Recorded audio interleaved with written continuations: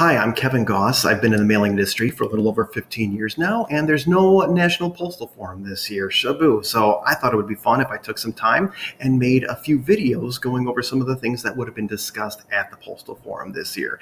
So without a doubt, seamless acceptance would have been talked about a lot because on May 8th, there was a Federal Register notice created with a rule that stated that detached mail unit mailers will be required to participate in Seamless Parallel by June 1st and enroll in the Seamless Acceptance Program by May 1st, 2021 at all DMU sites. So Seamless Acceptance has been around for a while now, several years. Some people jumped on the bandwagon very quickly and got signed up for this. Some people are straggling and getting in on it now. So I just wanted to take some time and go over that and let you know what Seamless Acceptance is. So the Seamless Acceptance Program focuses on answering three questions. Have all mail pieces been paid for? Was the correct postage paid for the mail piece? And was the mailing correctly prepared? So Seamless Acceptance uses electronic documentation like your mail.dat, your intelligent mail barcodes, and the barcode sorting scanners at the Postal Service to verify that the letter and flat mail a mailer is entering meets the Postal Service acceptance thresholds and that proper postage is collected. So you've got a mail.dat that you're uploading to Postal One, and you've got letters or flats that have an IMB on it that has a service type identifier and a mailer ID that belongs to you as the mailer. And as the mail is being ran through the barcode sorters, the cameras are looking at those IMBs and matching it back to that mail.dat that was uploaded. So you've got good IMBs, you've got a mail.dat that matches, life is good. All's well that ends well.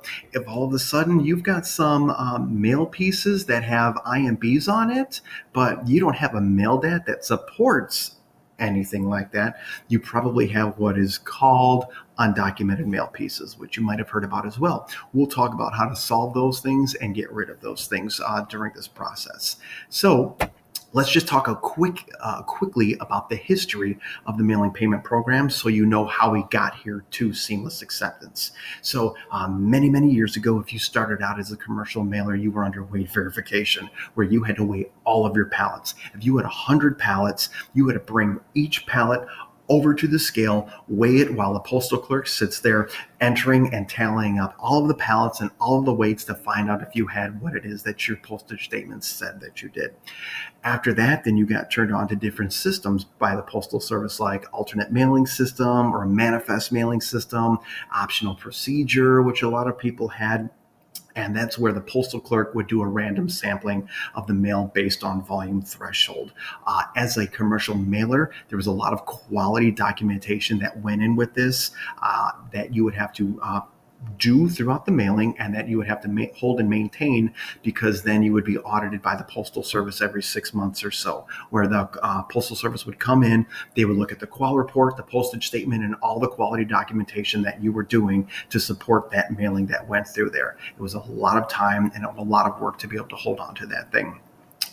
After that, with the introduction of the IMB and Postal One came performance-based verification. And it was also based off of volumes that you had submitted to the Postal Service prior to that as well. But a mailing clerk would come in and he would get an alert, or she would get an alert that would say, there's 300 pallets on the floor today that the mailer has submitted. I need you to go find pallets 5, 105, and 250 and pull these 5 trays from those and do an inspection of those 5 trays. So this poor mail clerk would be walking up and down the floor trying to find these pallets and these trays to look for these mail pieces. Again, a lot of time going into that system. And then recently there was e-induction, which was eliminating your paperwork for your drop shipments to SCFs and NDCs. Again, by uploading that mail.dat, you had all of that documentation already uploaded to the Postal One, to the Postal Service website. Very good stuff. So we've gone through all of that stuff, and now we're at this thing called seamless acceptance. So what we're going to do next time is talk about some participation criteria on what it is that you need to do to be a seamless acceptance mailer. So thank you for watching.